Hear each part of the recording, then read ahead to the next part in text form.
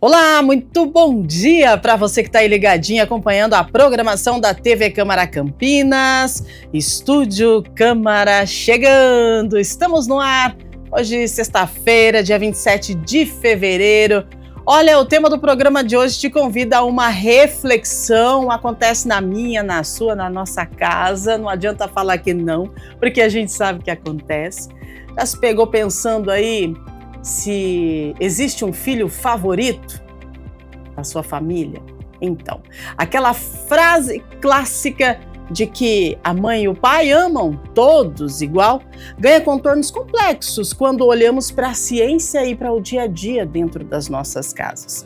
Hoje a gente vai tentar entender por que a afinidade acontece, como o tratamento diferenciado molda a personalidade dos filhos e também como equilibrar o coração sem deixar marcas na autoestima de quem se sente desprezado, rejeitado, né? Então, a partir de agora, nós vamos falar sobre filhos favoritos aqui no nosso Estúdio Câmara. As nossas convidadas já estão no estúdio, daqui a pouquinho vamos apresentá-los. Antes nós vamos trazer atualizações aí de algumas informações, a previsão do tempo para este final de semana e já a gente volta ao nosso tema central, mas vai pensando aí, tem filho favorito? Sim ou não? Você acha que isso é consciente ou inconsciente? A gente descobre juntas daqui a pouquinho aqui no nosso Estúdio Câmara. Vamos com informação, olha só que legal. A Prefeitura de Campinas lançou a programação do Show Encantado de Páscoa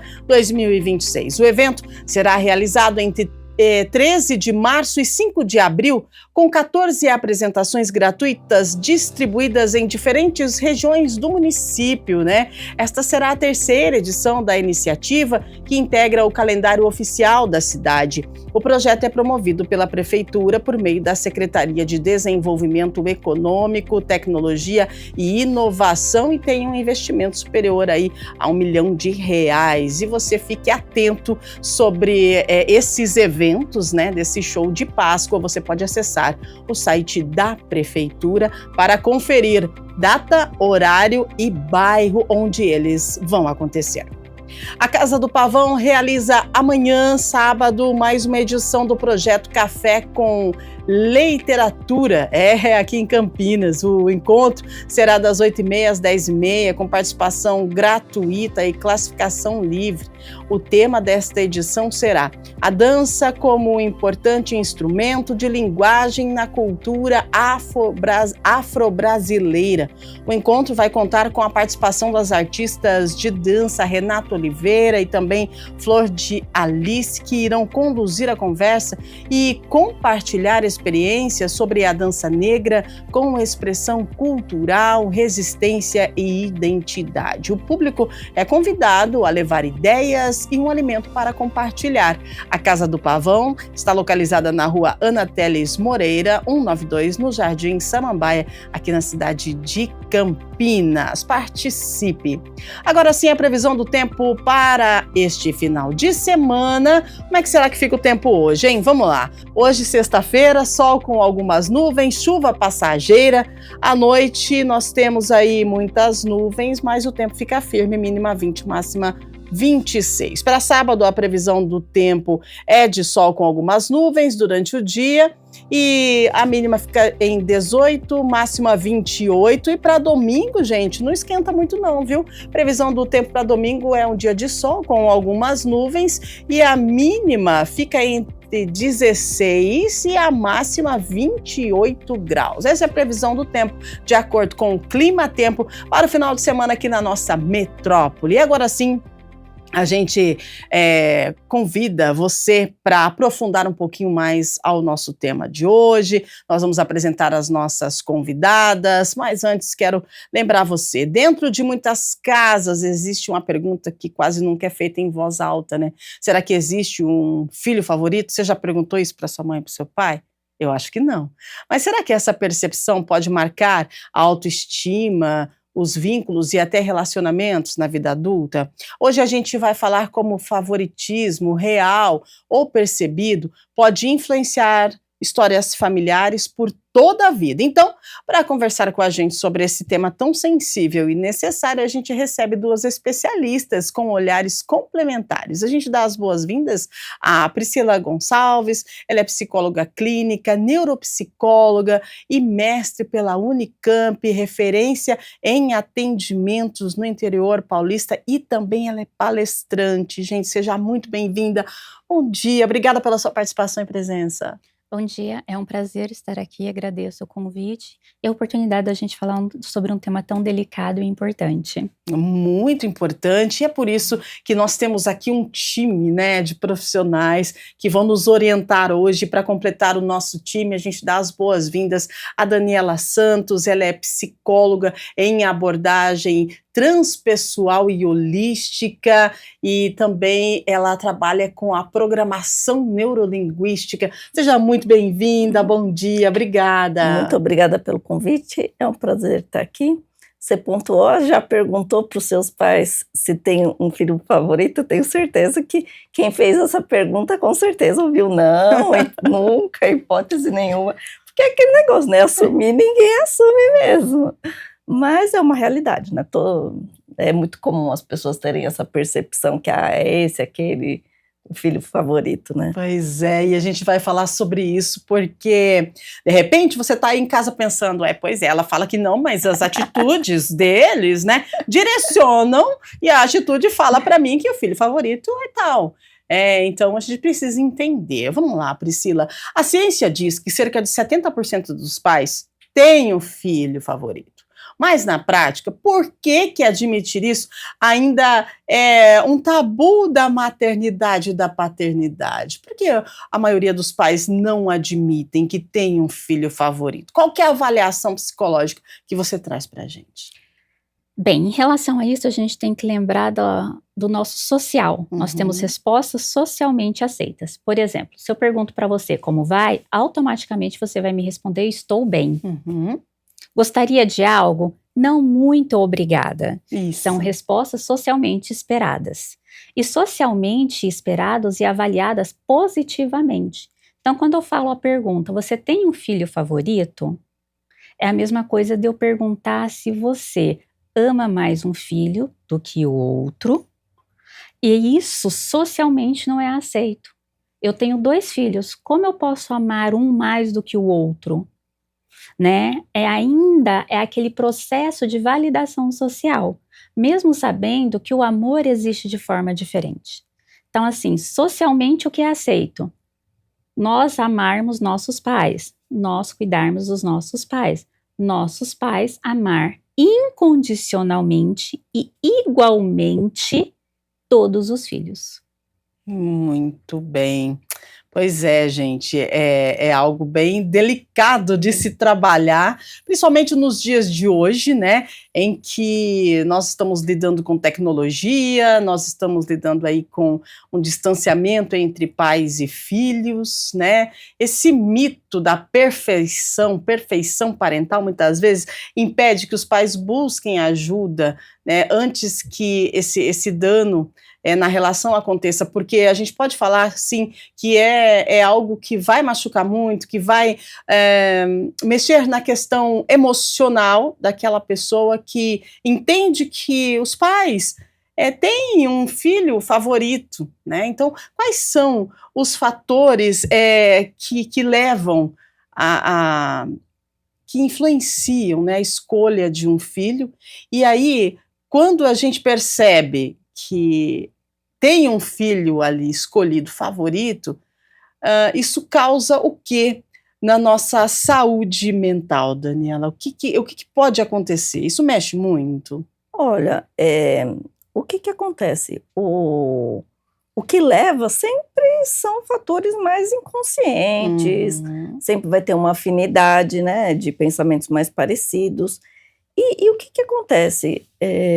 Quanto mais consciente a pessoa é, mais equilibrada, mais saudável emocionalmente, ela até percebe e ela tenta disfarçar, e ela tenta equilibrar, né? Existe aquela questão de, o filho que precisa de mais atenção, menos atenção, né? Então, só que o que acontece?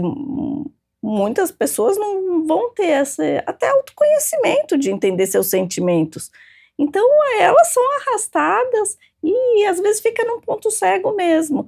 E olha, eu nunca recebi uma queixa de um pai, ai, nossa, eu tenho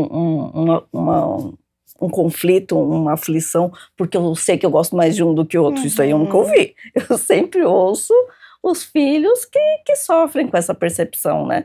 E é isso, né? Às vezes um paciente que já é uma pessoa idosa, mas ela tem dores lá da infância, de coisas que, é sempre a minha irmã, é sempre meu irmão que tá certo, nada do que eu falo tem valor. Então, eu não vejo o sofrimento por parte dos pais, porque, geralmente, quando eles têm essa atitude, é muito inconsciente, ou são pessoas até que não são... Vamos falar assim, tem gente até que é ruim, que é má, que gosta de tratar mal a pessoa, Sim. E às vezes escolhe, né, assim, e escolhe também de forma inconsciente, mas às vezes até a pessoa, o filho que até seria mais bonito, mais bem sucedido, é o alvo da crítica, né, Então, não vejo sofrimento por parte dos pais que têm esse comportamento, mas os filhos com certeza são impactados, e são impactos que podem prejudicar, principalmente a autoestima, a segurança, e isso vai influenciar a vida inteira da pessoa, né? É verdade, se a gente para analisar, e como você muito bem pontuou, são personalidades, né? Tem gente que tá tudo bem e não liga muito, enfim, mas a questão é o impacto psicológico que isso causa nos filhos, não é? Porque se você para pensar, poxa vida, somos filhos da mesma mãe, somos irmãos, por que ela gosta mais de você do que de mim? E isso, mesmo que os pais eles não falem, né? Uma atitude pode demonstrar isso, e aí vai trazer um impacto emocional para essa pessoa, e esse impacto emocional ele vai gerar consequências, principalmente se essa visão de filho favorito acontecer lá na infância. Eu gostaria que você trouxesse isso para a gente, Priscila. Nós podemos identificar alguns fatores que a gente pode até falar que é mais demonstrado. Por exemplo, quando a pessoa é muito criticada, alguns tomam essa crítica para provar totalmente ao contrário. Então, assim, eu sou um fracasso, vou te provar que eu não sou um fracasso. Você não consegue, eu vou provar que eu consigo. Então, você pode ver que alguns têm um âmbito de autocrítica muito exacerbado, que é o processo em que eu preciso provar constantemente, ir em busca constantemente de uma aprovação, que vem da aprovação dos pais. Porque é o que nós buscamos. É uma das primeiras coisas que nós temos, é a aprovação de quem nos gerou. Né? Então, tem todo esse processo. Em compensação também, nós temos o oposto.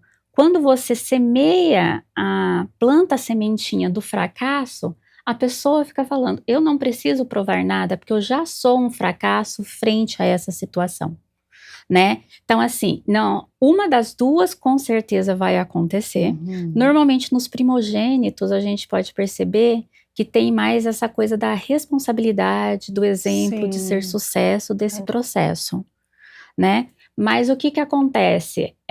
Os dois têm um processo de autoestima e de autocrítica distorcido, disfuncional. Ou é uma autocrítica extremamente exagerada, ou é uma autocrítica muito baixa já. Ou uma autoestima, ou um processo de distorcido de quanto valorização. Então, assim, eu não tenho valor nenhum, então eu não tenho valor na relação, eu não tenho relações saudáveis, eu não tenho valor no meu parte profissional, na minha parte pessoal, na minha parte amorosa. Então, assim, porque eu sempre tenho que estar me provando frente a isso. E eu também não consigo nada, porque sempre eu não consigo alguma coisa, porque os meus pais já disseram que eu não era essa pessoa capaz. Que forte isso, hein? É forte demais e é bom a gente parar para analisar essa situação, né? Agora, a Daniela trabalha com essa visão da alma, da consciência, né? Programação neurolinguística é muito bom também para a gente poder ter um olhar atento para dentro de nós mesmos. Agora, Daniela, como é que a criança ela percebe que não é preferida? Porque quando a gente fala do adulto, a gente tem um tipo de percepção, né? Aí a gente também tem um outro tipo de reação. Agora, quando é criança, como que ela percebe que ela não é a preferida e como que isso se manifesta no comportamento? Né?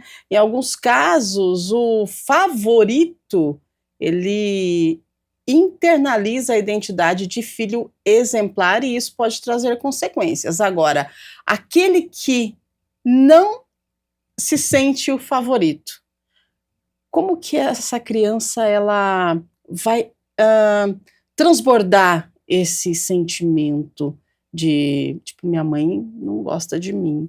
Então, como que ela vai se comportar? Qual que é a sua avaliação? O que a Priscila falou na idade adulta, eu acho que a idade adulta, na verdade, é um reflexo do que a gente processou como criança, né? Então, realmente, a gente vê esses dois caminhos. Eu acho que, assim, o filho mal, que não recebe amor, que recebe muita crítica, que recebe menos amor, o que ele quer é ser aceito, quer ser aprovado. Acredita que tem alguma coisa que ele possa fazer algum dia que ele vai receber esse reconhecimento. Então, realmente, o comum é isso, né? No desequilíbrio que ele vive, ele vai reagir com desequilíbrio. Então, ou vai ser aquela criança que vai ser o perfeito, que vai fazer tudo, que eu vou ainda ganhar esse amor desses pais, né? Eles vão ver como eu sou importante para eles. Ou realmente a criança vai, não, eu sou tudo de ruim mesmo, então vai ter mau comportamento, dificuldades na escola, né, dificuldades de aprendizado, e é isso, né, ele recebe o desequilíbrio, ele vai para o desequilíbrio. E é isso, né, e a gente vê muito na clínica isso, né, as pessoas adultas que veem, nossa, mas eu faço tudo pela minha mãe e só o irmão que reconhece. E aí até na clínica é importante a gente pontuar e trazer para a pessoa essa consciência que não é uma falha sua, é uma falha do genitor, da genitora ali. Né? Então, e às vezes, por mais que você faça, às vezes não, né? Quando a gente tem essa dinâmica, é isso mesmo. Não tem o que você faça que vai agradar esse pai e essa mãe. E ajudar a pessoa a lidar com esse luto dessa crença que um dia a pessoa vai ser aceita, um dia a pessoa vai ser reconhecida. Né? Porque é isso, né? Às vezes a pessoa tá lá adulta achando, não, quando a pessoa for velhinha, depender de mim, eu vou fazer de tudo, ela vai me reconhecer. Não vai. Nossa, gente, que forte isso, né? Você vê, a gente veio, nós trouxemos essa questão do filho favorito, e aí nós chegamos a esse ponto, que você muito bem colocou aqui pra gente.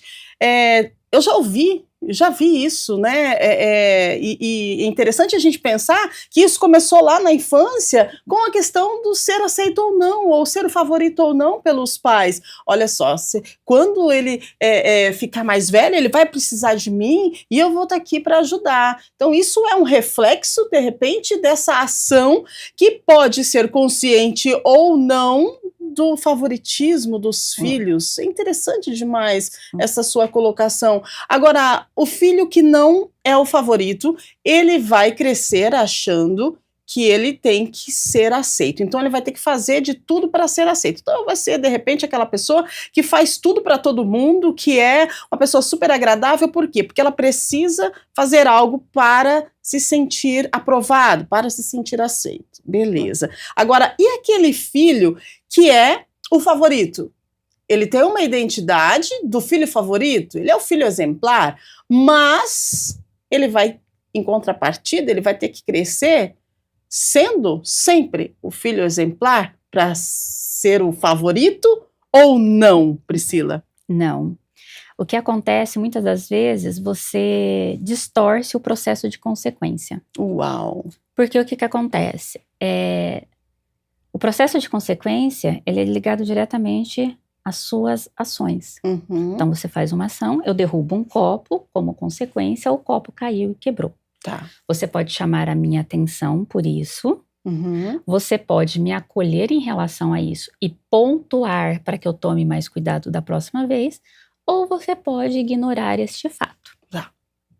Então, no processo, quando a gente altera esse processo de distorção, quando eu ignoro o fato, ou eu passo a mão, não se preocupa não, é só um copinho. Uhum.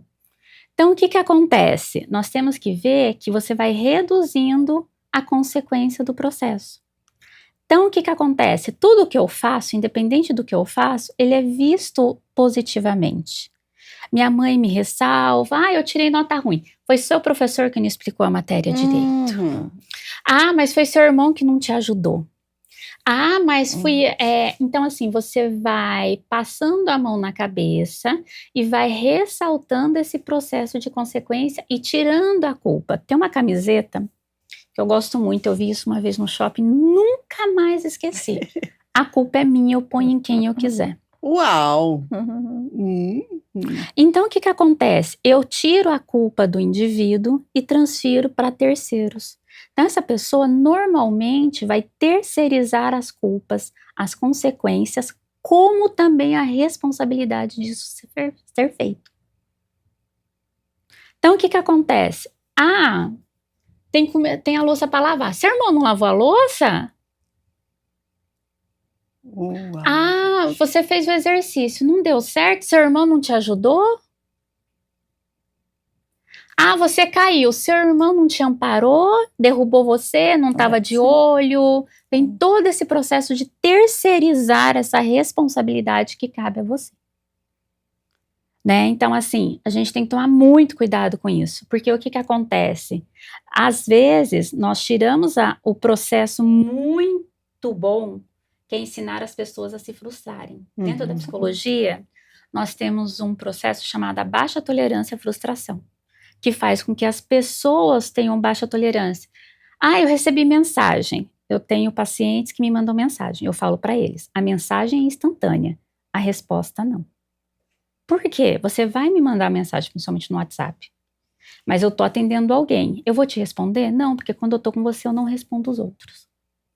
Isso já gera frustração. Eu recebi pacientes de 15 anos falando, eu vou me matar, não tem nada nesse mundo que me valha, ninguém me responde. Eu falei, ninguém te responde em quanto tempo?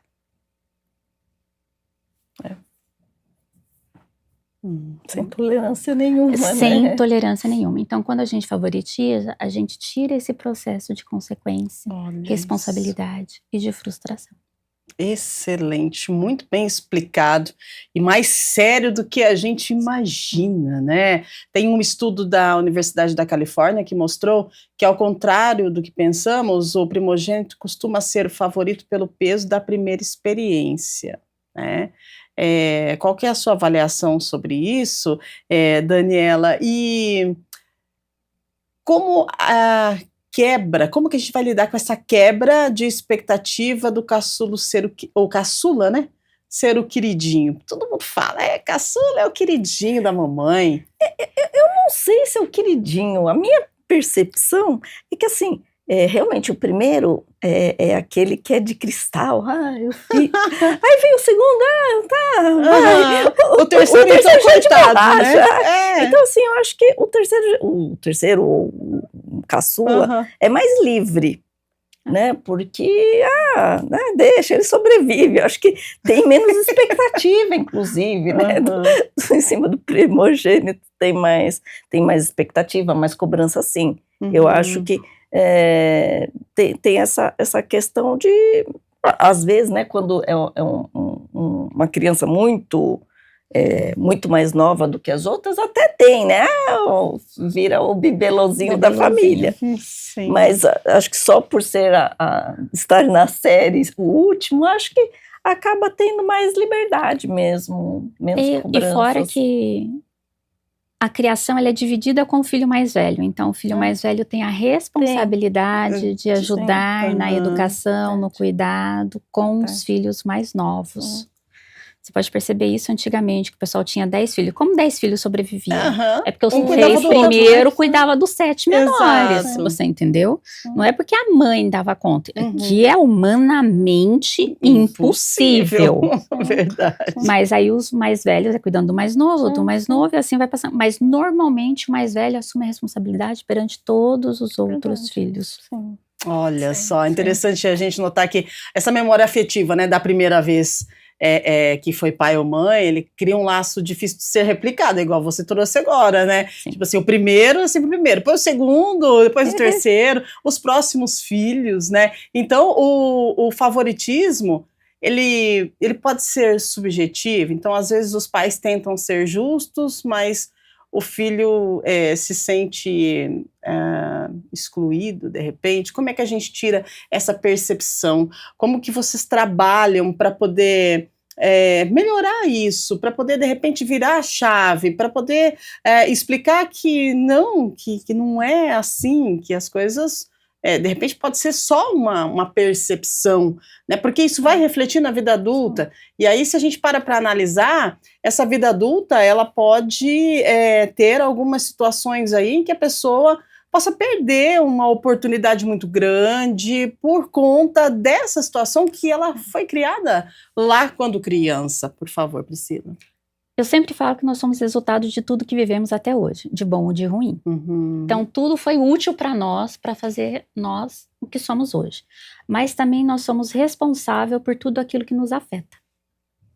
Dentro da TCC, que é a minha área terapia cognitiva comportamental, vai muito do processo de interpretação de situações que ela vem vinculada ao seu processo de experiência, suas crenças, seus princípios e seus valores, né? Então, o que acontece? Uma coisa que quando eu faço orientação de pais, que eu fiz orientação e faço até hoje orientação de pais, eu falo, regra é regra, não existe exceção.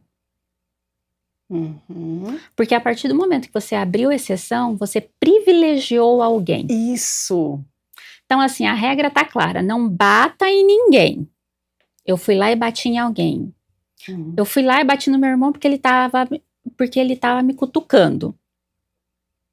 Eu vou repreender porque estava cutucando e vou repreender porque bateu.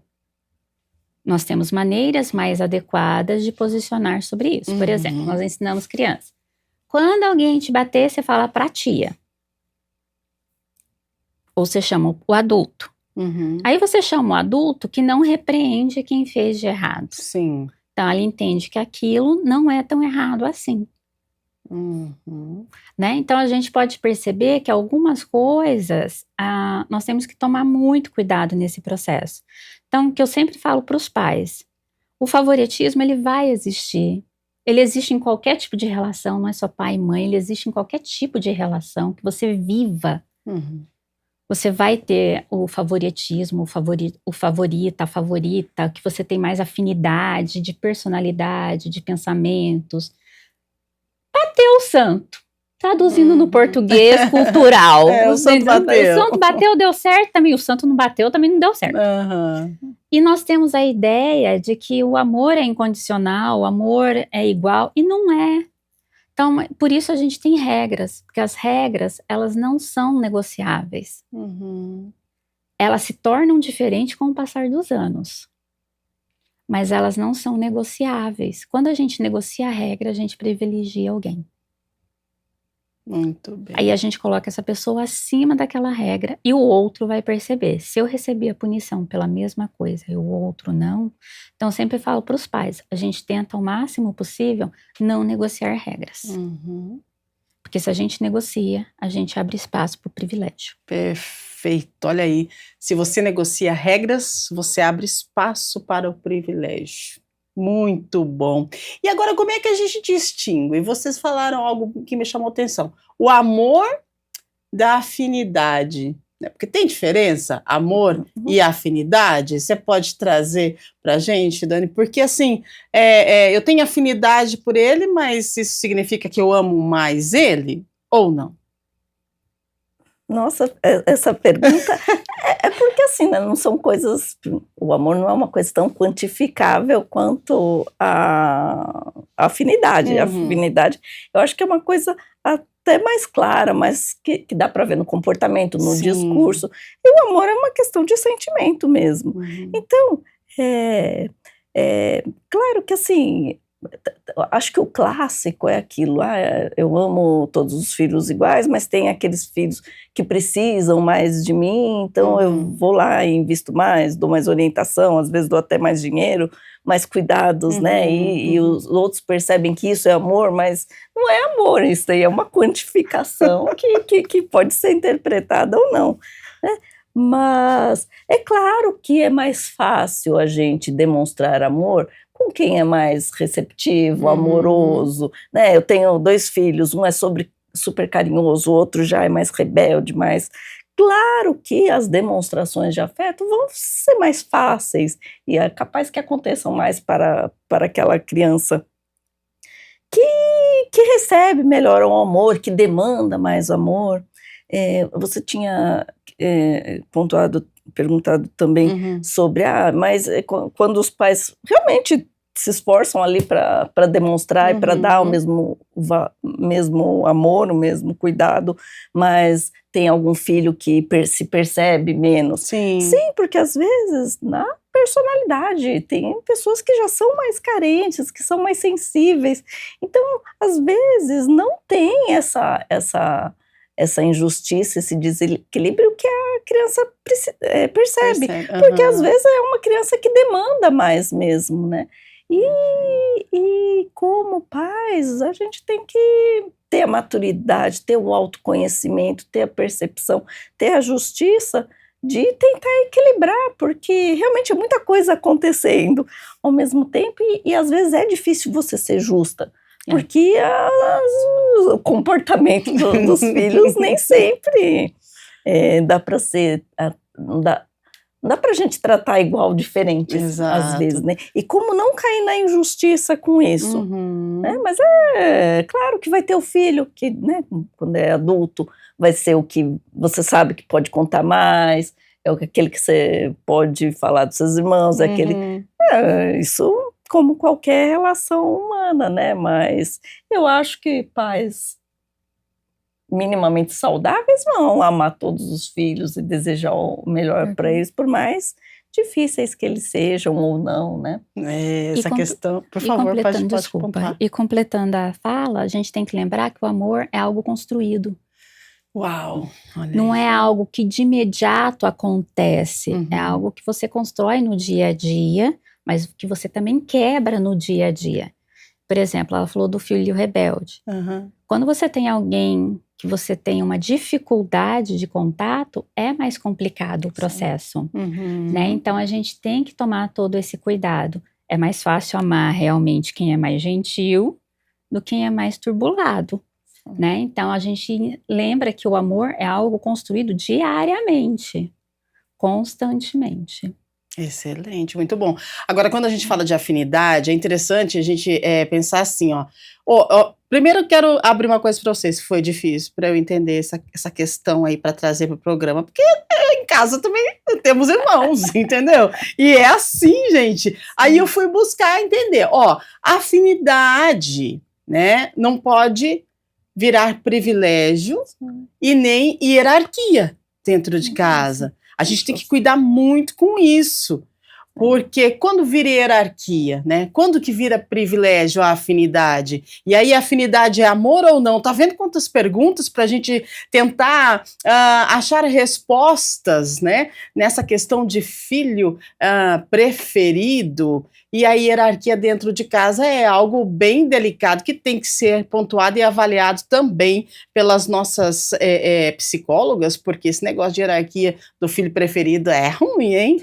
Vamos falar a verdade, né? Sempre, tá lá em cima, né? Esse é o cara. Outra é a ovelha negra da família. Outra frase, gente, ovelha negra da família. Mas primeiro, vamos falar de hierarquia, desse filho... preferido, privilegiado, não sei como é que a gente pode chamar. Que hierarquicamente não tem nenhum problema. Olha aí, ó. Gente, que confuso. É confuso, mas é interessante a gente falar, porque isso mexe com muitas famílias e é algo que não se conversa dentro de casa, porque senão vai virar uma confusão, né? Na verdade, aí vem uma coisa que a Daniela tem pontuado. O quão saudável eu estou para lidar com as situações. Sim, perfeito. Porque o que acontece? Quando a gente tem pais saudáveis emocionalmente, maduros emocionalmente, eles são capazes de identificar esse processo. Uhum. E eles são capazes de fundamentar ferramentas dentro da família para que isso se organize. Então, o que acontece? Eu vou ter, por exemplo, um filho conversa com o pai, mas não conversa com a mãe. Um filho conversa com a mãe, mas não conversa com o pai. Um filho conversa com a irmã mais velha, mas não conversa com o pai, nem com a mãe. Mas eu converso com a minha tia, mas não converso com meu pai, nem com a minha mãe. Sim. E assim, a gente vai fazendo todo esse processo. Por quê? Não é só o processo de afinidade, é o que você constrói nesse relacionamento de abertura. Se eu vou, todas as vezes, de hierarquia, o que um fala é bem aceito, mas se eu falo a mesma ideia e ela não é aceita, então, hierarquicamente, eu estou abaixo daquele. Se aquele que fala vira regra em casa e o que eu falo não é adotado, também hierarquicamente ele está melhor do que eu.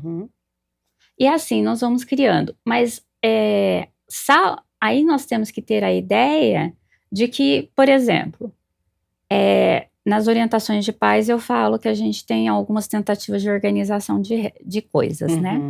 E nenhuma delas é que uma vez eu falei eram 3 filhos e eles tinham dificuldade de organização. Na hora que a gente propôs o processo de organização, renda, mesada e privilégio assim, você vai escolher onde vai almoçar no domingo até tanto, né? Vamos deixar claro, até tanto. Privilégios regrados, né? Aí eu tive o do meio que adotou muito bem isso. Ele se disciplinou maravilhosamente bem, só que ele ama McDonald's. E os pais odeiam. Uau. Ou seja, todo final de semana estávamos na onde? No McDonald's. Aí o pai virou pra mim e falou, mas o que acontece? Eu falei, você tem que começar a ganhar dele, ele é seu filho.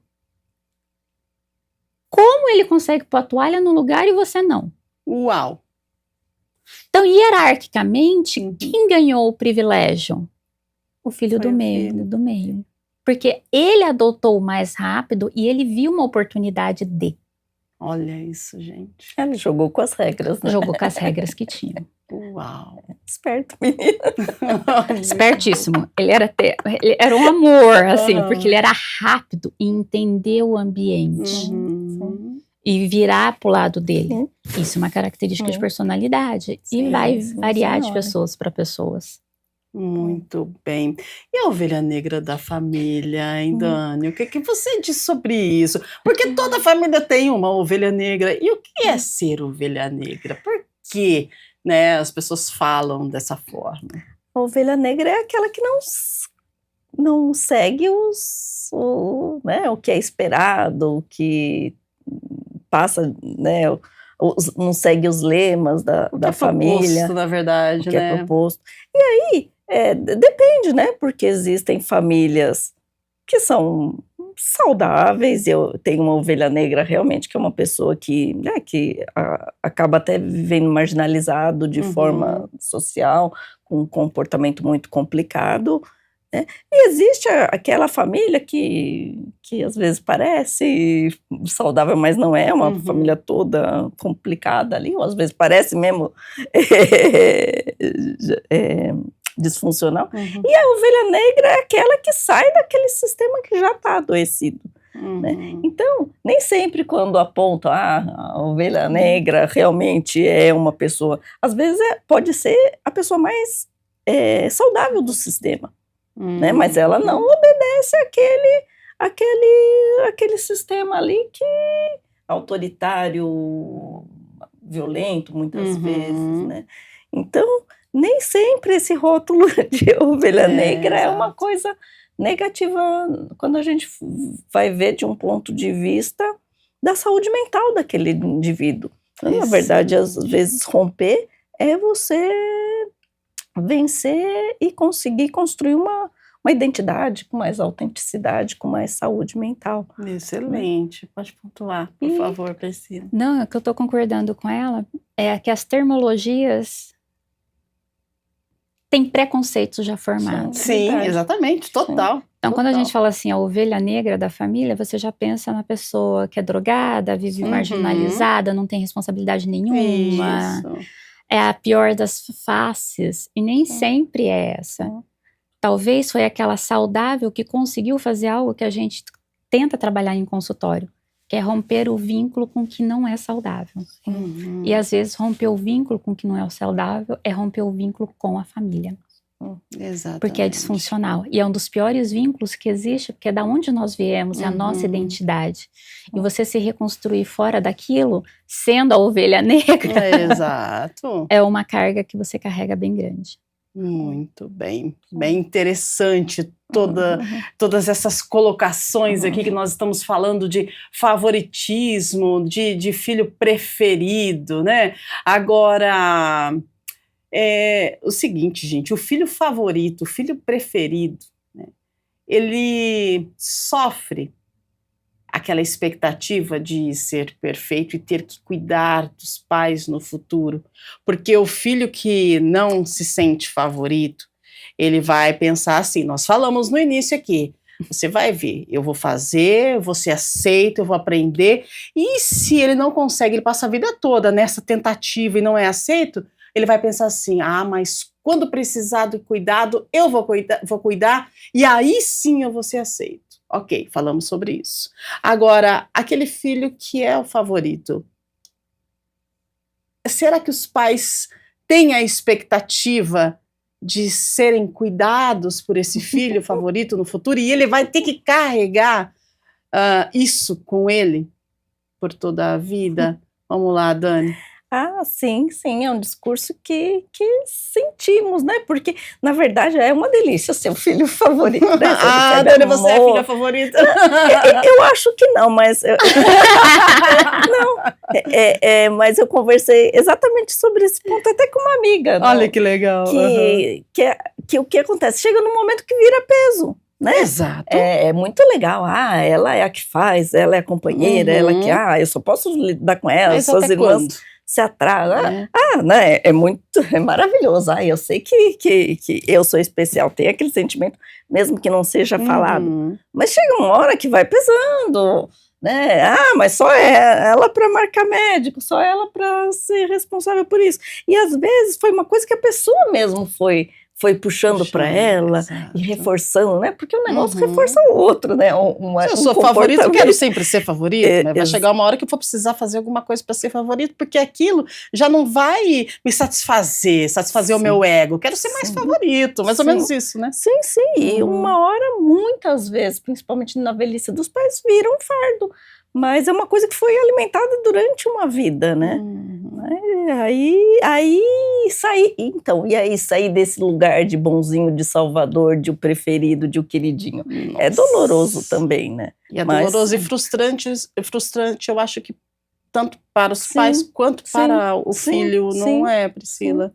O que a gente vê também na velhice, que eu atendi o pessoal um pouco mais idoso, um período, é que eu vejo que a expectativa de ser cuidado. Exatamente. Né? Você já tem aquele filho que você espera que vai cuidar de você, mas também você espera que o cuidado seja desta maneira. Uau! Não é só cuidar, é cuidar da maneira que você tem expectativas. Nossa, gente. Porque o que acontece? Toda vez que a gente faz alguma coisa, eu falo que é muito difícil você fazer sem interesse. Acho que é impossível você fazer sem interesse. Mesmo não sendo consciente, né? Não. 90% é consciente, porque eu te dou um presente. O que eu espero? Muito obrigada. Ou que no meu aniversário e que eu retribua. Você me retribua. Tudo que a gente faz, a gente espera de uma certa maneira uma retribuição. Ou por elogio, ou físico, ou por reconhecimento, sempre tem. A gente trabalha esperando reconhecimento, a gente se relaciona esperando reconhecimento, a gente vai atrás de qualquer coisa, em qualquer tipo de formato. Então, assim, mas quando eu faço isso, eu crio uma expectativa daquela forma que eu quero que seja feito.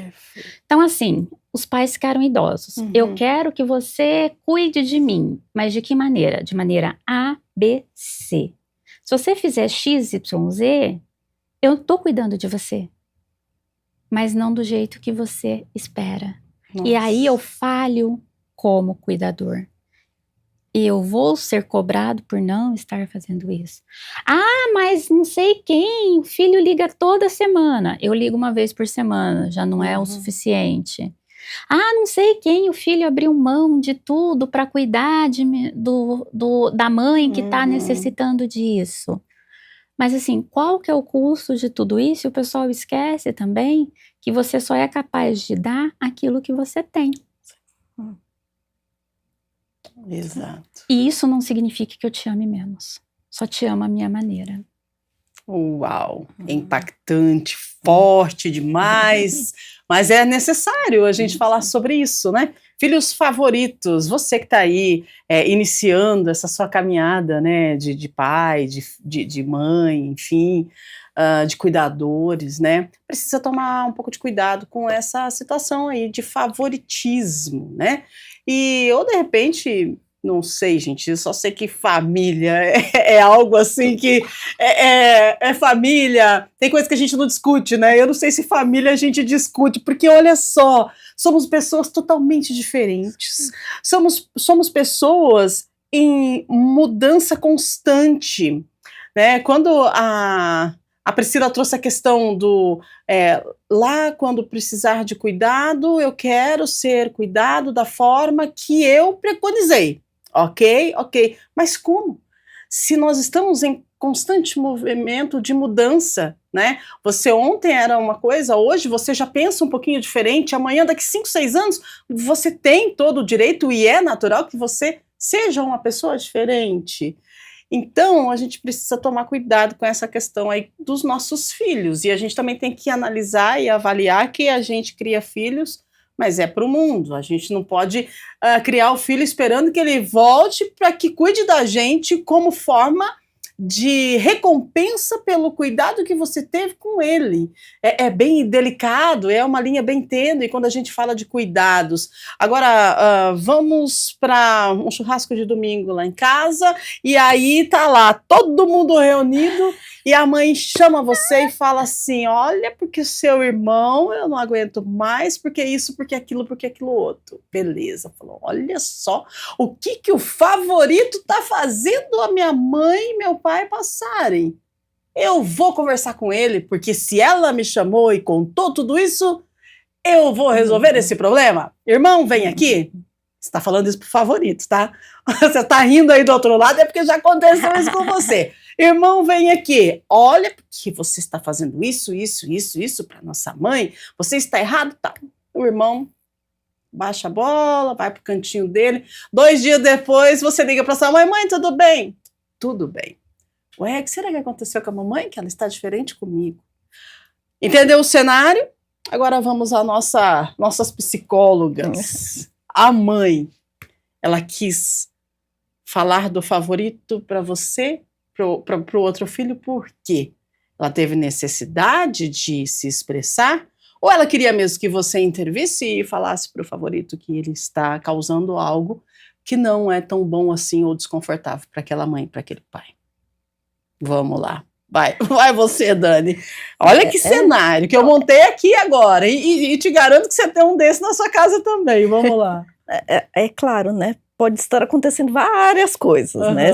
São hipóteses aqui que a gente vai levantar. Mas é aquela coisa, né? A mãe também criou aquela fantasia daquele perfeito, e só que a gente precisa fingir demência para sustentar aquela fantasia. Não somos perfeitos, né? Aquela ilusão. E às vezes a gente não consegue falar na cara, mas fala nas Sim, costas. Então, exato. às vezes, nessa dinâmica, é isso, né? A própria mãe não sustenta confrontar o perfeito, porque ele é perfeito. Mas aquela situação ali tem um incômodo, então ela precisa desabafar. Então ela vai desabafar com um saco de pancada ali, que ela pode falar qualquer coisa, pode fazer qualquer coisa. Exatamente. Né? Então, e aí, na verdade, foi só um desabafo, só né? um desabafo, não quer mudança. Não quer mudança, quer reclamar, né? E às vezes também quer mudança, mas não tem coragem de fazer o necessário. Sim, Então, assim, eu preciso de alguém que tome a atitude que eu não tomei, que foi corrigir. Mas eu também não quero que corrija, porque não vai magoar quem está sendo corrigido. Uau! É que nem a gente tem uns jargões que eu falo, que tem de família. O de fora não pode falar mal, só o daqui de dentro. Exatamente. Fica quase esse ciclo, né? E também tem aquele processo. 90% é só desabafo. É só desabafo, né? E a gente pode falar, Dani, por favor.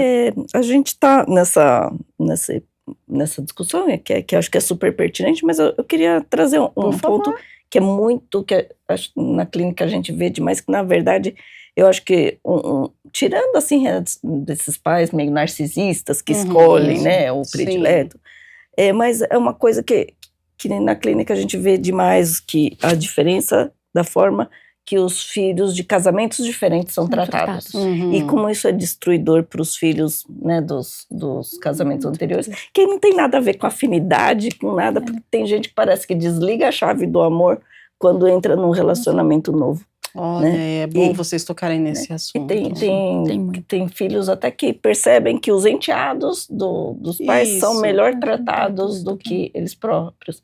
E isso, né, a gente acabou falando, né, mais de dinâmicas pessoais ali, mas existe essa dinâmica social que a gente vê muito destruidora, né, bastante.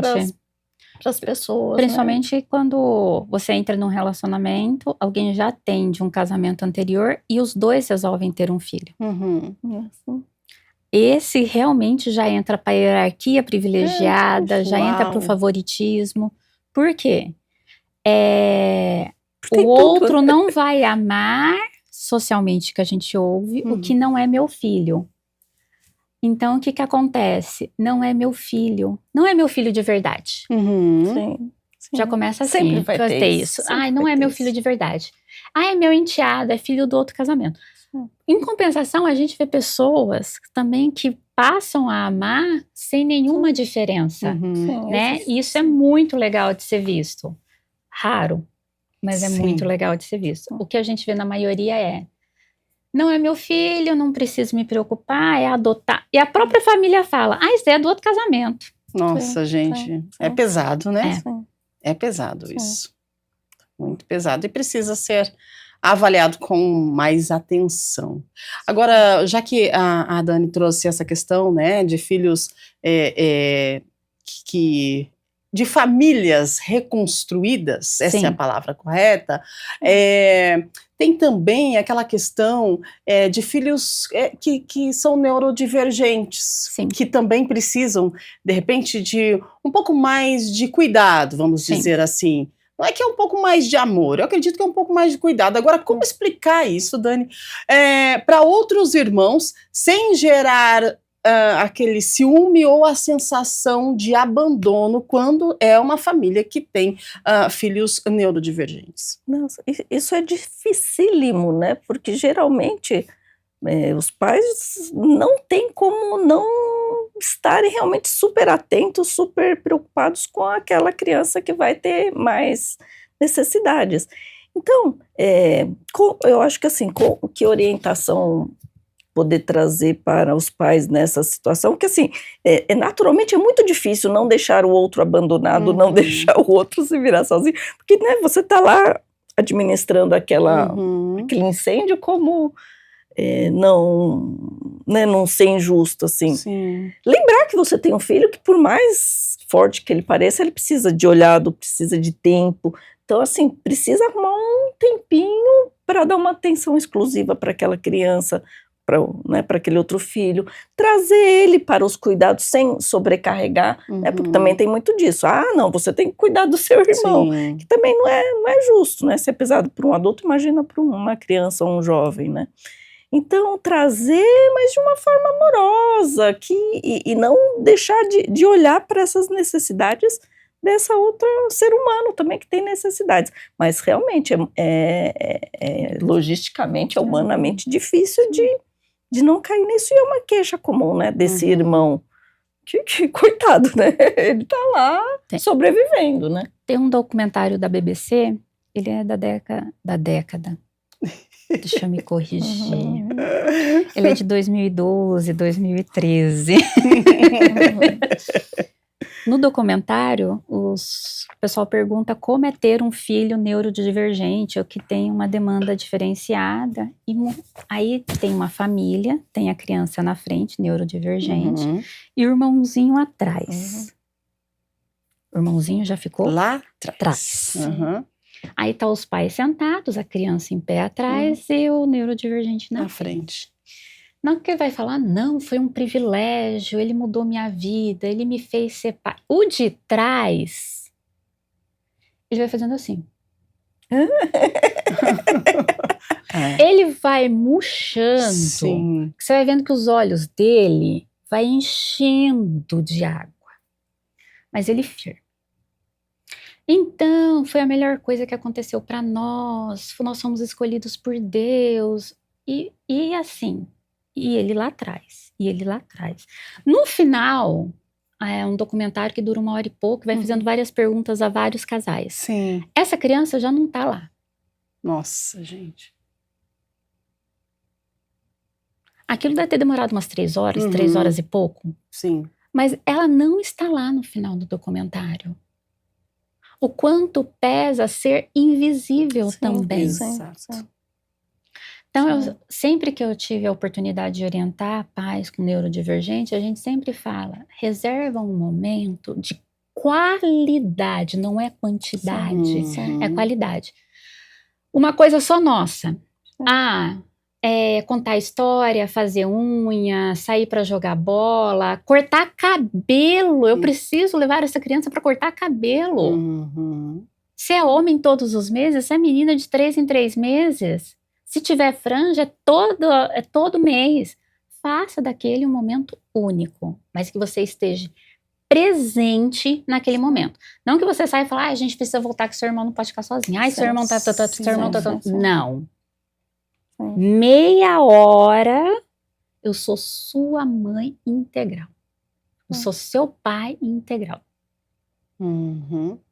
Mas aquele documentário de 2012, eu não lembro o nome. Sim. Mas até hoje eu lembro que o menino desapareceu. Até hoje eu tô me perguntando onde ele estava. Onde está? Porque ele não fazia mais parte daquela família. Olha só. É pesado, importante de ser debatido, de conversar, de falar, porque são sentimentos, né? E a gente precisa explicar o que sentimos para a gente poder alinhar. Para que esses sentimentos eles nos conduzam aí para uma vida mais tranquila, porque se o sentimento está pesado, a vida também não é boa, e isso aconteceu nesse documentário, né? O sentimento foi pesando, ele foi pesando, o menino foi diminuindo até que ele sumiu, e ninguém sabe onde está até agora, né? Então, assim, no documentário. Então, para você analisar como, de repente, essa questão do favoritismo, essa questão do filho preferido, pode ferir o sentimento dos outros filhos. Então, a gente precisa ser assertivo. Rúbia, não sou perfeito. Não somos. Se fôssemos perfeitos, não estaríamos mais aqui, estaríamos na glória. Eu costumo falar isso, né? Mas a gente pode aprender, e a gente aprende todos os dias, a gente está em mudança todos os dias, e aqui é uma forma de aprendizado com as nossas entrevistadas que se dispõem a vir, né? Elas largam o consultório. Você sabe que, olha, conseguir esse pessoal é bem delicado. A nossa produção, olha, corre e muito, porque os consultórios estão cheios e a gente entende que é importante a terapia, né? E a terapia ela precisa vir no momento em que você, de repente, despertou a ideia para ter um conhecimento. Não quando a bomba explode. porque aí vai ser mais difícil. Se você vem percorrendo um caminho com entendimento, buscando a terapia, buscando entender as coisas, essa bomba nem vai explodir, você vai conseguir contornar e levar essa situação aí com mais leveza e mais tranquilidade e ajustar tudo. Então, esse é um dos motivos que a gente tem o Estúdio Câmara aqui, que a gente faz uma psicoeducação e que a gente conta com a participação dos nossos convidados, que são tão importantes e tão difíceis de conseguir, mas a gente sempre consegue. Então, parabéns aí à nossa produção. Eu quero agradecer, a gente está finalizando já, quero agradecer a sua participação mais uma vez, Dani, com a gente aqui, obrigada, já é de casa, né, e participando e trazendo informações para a gente e contribuindo com a nossa psicoeducação. Muito obrigada, viu? Muito obrigada, Rubi. É sempre um prazer estar aqui. Podem me chamar aqui, eu adoro vir aqui. Maravilhosa, o prazer é todo nosso. E você, primeira vez com a gente aqui no Estúdio Sim. Câmara, então seja muito bem-vinda, sinta-se muito acolhida, abraçada, obrigada por compartilhar conosco, né, essas informações tão preciosas para a gente melhorar a nossa qualidade de vida, melhorar a nossa saúde mental, e sinta-se convidada para mais vezes, viu? Muito obrigada. Será uma honra participar mais vezes e a gente conversar. Esse processo do psicoeducação, ele é muito importante, principalmente para adesão ao tratamento. Uhum. Então, assim, e é através dele que também muita gente percebe que precisa de auxílio também. Exato. É muito importante esse trabalho que vocês fazem. Ah, maravilhosa, a gente agradece, a gente aprende muito com vocês, é o que eu digo sempre, há um momento assim que de repente você vira a chave, né? Vira a chave para melhorar a sua qualidade de vida, a sua saúde mental. E a gente fica muito feliz com isso e com essa oportunidade que temos aqui. Bom, a gente vai encerrando o programa de hoje, encerrando a semana, né? Vamos agradecendo você pela audiência, pela companhia, por estar conosco, por fazer parte de tudo isso aqui, agradecendo a nossa produção, a nossa equipe, desejando um ótimo final de semana para você. Lembrando que a programação de final de semana aqui da TV Câmara Campinas está espetacular, feita com muito carinho, com muita dedicação e responsabilidade por toda a nossa equipe do Grupo Mais, tá? Então, aproveite, programação tem entretenimento, tem informação, fique ligadinho com a gente também no final de semana, e lembrando que segunda-feira nós temos Estúdio Câmara, e segunda-feira, gente, a gente vai falar sobre o desafio do novo. Vamos lá! Fez algo novo? Faz quanto tempo que você não faz algo novo na sua vida? Mudar de emprego, começar um relacionamento, sair da zona de conforto, assusta, né? Sim, claro que assusta. O medo da mudança é natural, o nosso cérebro, gente, foi programado para buscar segurança. Mas até que ponto essa resistência nos protege ou nos paralisa? Por que a gente sente ansiedade diante das mudanças? E quando a resistência pode virar uma autossabotagem? A gente vai falar sobre o novo, né? O medo do novo. E quando você insiste e persiste em ir para o novo, o que acontece, né, com você? Então a gente vai conversar sobre isso, sobre o medo de algo novo, no Estúdio Câmara da segunda-feira, a partir das 8 da manhã, é ao vivo, não perde não, fica com a gente. Obrigada pela sua audiência, pela sua companhia, um excelente final de semana, se cuide e até lá. Tchau, tchau.